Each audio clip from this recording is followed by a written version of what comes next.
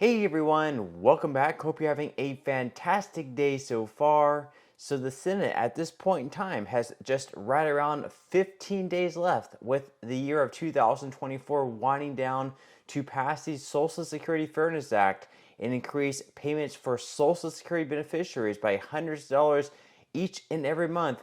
So we're going to be covering that in today's video. But before we go ahead and dive into it for today, if you would like to receive up to $9,000 in free stock or $9,000 in free cash, in a pinned comment below, I will be leaving a link to Webull.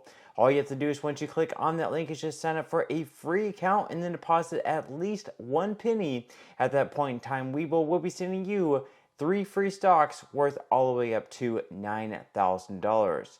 Okay, so just a couple of weeks ago, the House passed the Social Security Fairness Act, and in that bill, it would repeal 2 important measures: the windfall elimination provision, as well as the government pension offset. And these two together reduce benefits for right around 3 million Social Security beneficiaries by hundreds of dollars every single month. For some, it's like $300. For others, it could be even $700 or even more than that.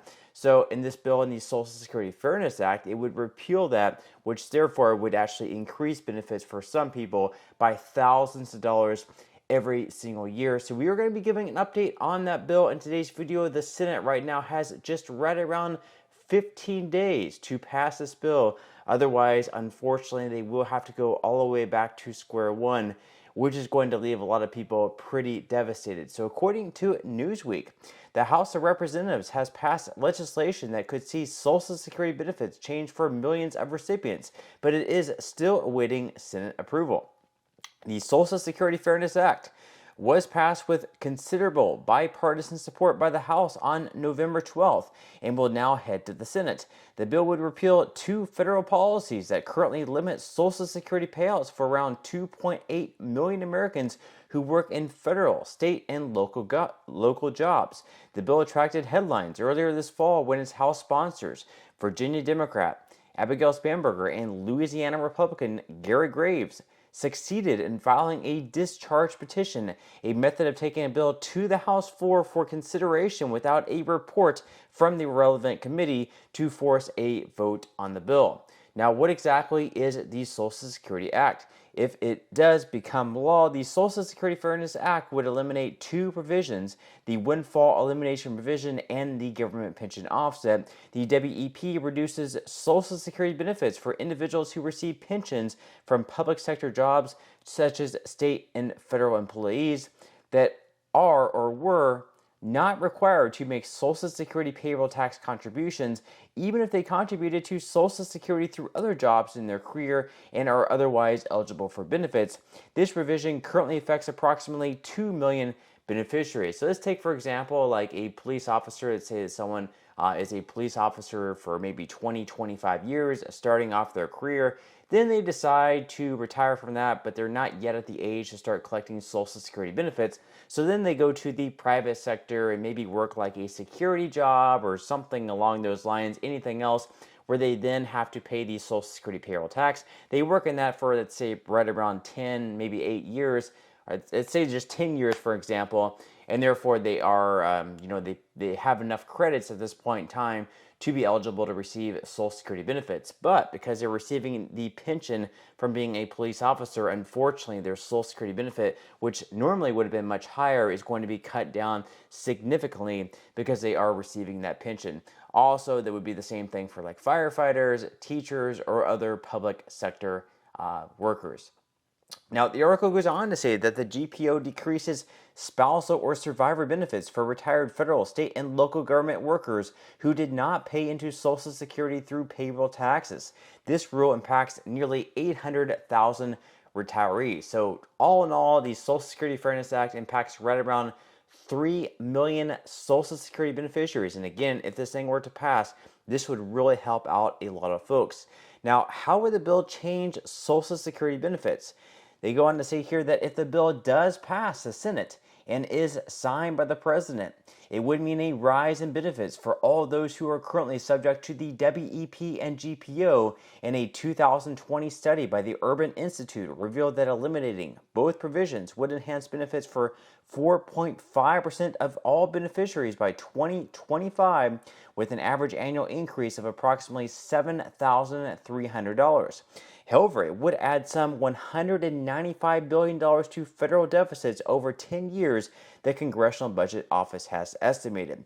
And a date for a Senate vote has not yet been scheduled, and if it does eventually pass, it will apply to all benefits payable after December 2023. So again, an increase of right around $7,300 per year.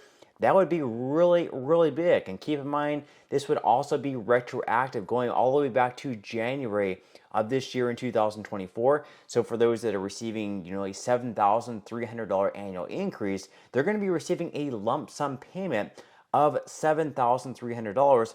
Plus, starting in January 2025, they're going to be receiving a big monthly increase in all their checks. They're going to be receiving that 2.5% cost of living adjustment. And then on top of that, they're also going to be receiving their other raise from the WEP or the GPO being repealed. So this would be absolutely very, very meaningful for millions of Social Security beneficiaries. But it all comes down to whether or not Senate Majority Leader Chuck Schumer actually puts this bill on the floor. In yesterday's video, we actually put contact information. If you want to reach out to Chuck Schumer, try to contact him and his team to let him know just how important this bill is.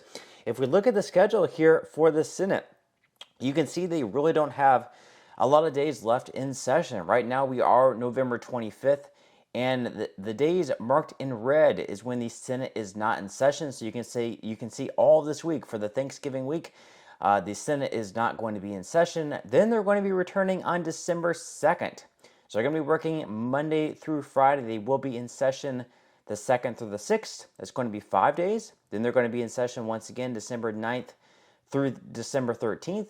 That's going to be 10 days in total. And then finally December 16th through December 20th. That's going to be 15 days in total. And then you can see starting on December 21st, running through the rest of this year, the Senate is not going to be in session. So they're only going to be in session for 15 more days this year. Then they're going to be off for the rest of the year. And then, of course, in January 2025, we're going to have a new Congress. So certain senators who were seeking re-election actually lost their re-election attempts, such as Senator Sherrod Brown in Ohio. He was actually the one who brought this bill. He was the one who introduced this bill in the Senate. So he's no longer going to be in the Senate next year, and they're going to have to retake this bill back in the House. It's going to have to pass the House once again. And then, of course, pretty much starting back at square one. So right now is our best chance to actually pass this bill. They definitely have the votes that they need in the Senate. It just comes down to whether or not Senate Majority Leader Chuck Schumer actually wants to put this bill on the floor here. And as we can see, right now the bill in the Senate does have 62 co-sponsors, plus the original sponsor of the bill in Senator Sherrod Brown. So right now, I would say they have at least 60 votes that they would need in the Senate for any bill to pass. They would need at least 60 votes. Right now, they have 63 sponsors of this bill.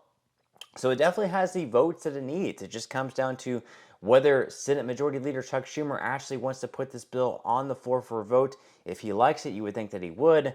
But perhaps since he hasn't really mentioned much of it, we've looked at his Twitter X account, he hasn't made any mention of the bill passing in the House.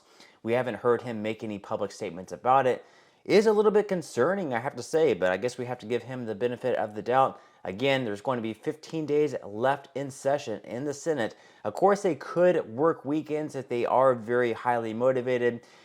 The motivation level of members of Congress isn't always the best, I do have to say, but of course, we will have to wait and see. Leave your thoughts and comments below. Would you like for this bill to pass? Are you a fan of it? Do you not like it because it could potentially make it so the trust fund becomes insolvent all that sooner?